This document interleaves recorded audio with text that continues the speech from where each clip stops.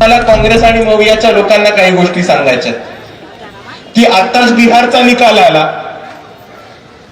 बिहारमध्ये भाजप निवडणूक आयोग ईव्हीएम यांचा एक महागठबंधन होतं. त्या महागठबंधनाने विजय मिळवला. पण तिकडे एक मोठी घोळचूक काँग्रेसने केली. काँग्रेसची बिहारमध्ये ताकद नसताना, काँग्रेसची बिहारमध्ये कुठलेही लिडरशिप नसताना, काँग्रेसचे बिहार मोठे चेहरे नसताना त्यांनी आरजेडीशी फुकटचा वाद घालून बऱ्याचशा सीटा मागून घेतल्या आणि त्या सीटांवरती आरजेडी पेक्षा काँग्रेसचा खूप वाईट परफॉर्मन्स झाल्यामुळे बिहारमध्ये आरजेडी आणि काँग्रेसला पराभवासमोर जायला लागले. ही सुद्धा वस्तुस्थिती आपण समजून घेतली पाहिजे. आता मला काँग्रेसवाल्यांना एकच गोष्ट सांगायची की तुम्ही बिग ब्रदरच्या भूमिकेतनं जरा बाहेर या. तुम्ही ज्या ठिकाणी बिग ब्रदरच्या भूमिकेत जाता त्या बिग ब्रदरच्या भूमिकेमध्ये जाणं जरासं थांबवा. आम्ही तुम्हाला ब्रदर मानू आणि आम्ही तुम्हाला ब्रदर मानून तुमच्याशी युती सुद्धा करू, पण तुम्ही आज बिग राहिलेले नाहीत हे काँग्रेसनी समजून घेतलेलं पाहिजे.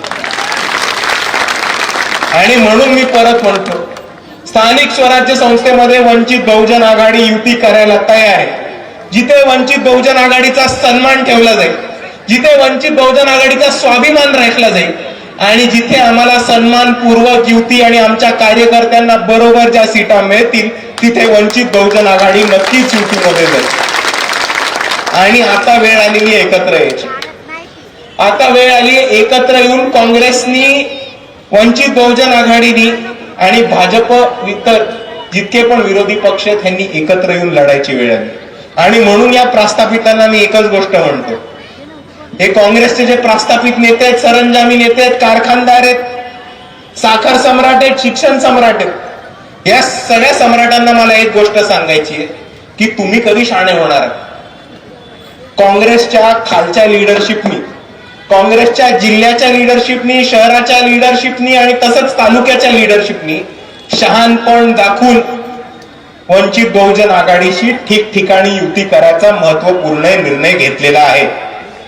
पण जर हाच निर्णय शहाणपण दाखवून काँग्रेसच्या स्टेट लिडरशिपनी आणि सरंजाम्यांनी दाखवला असता तर 2019 मध्ये आणि 2024 मध्ये काँग्रेसचा सुपडा साफ झाला नसता. हे मी आपल्या सर्वांना इथे उभं राहून सांगतो.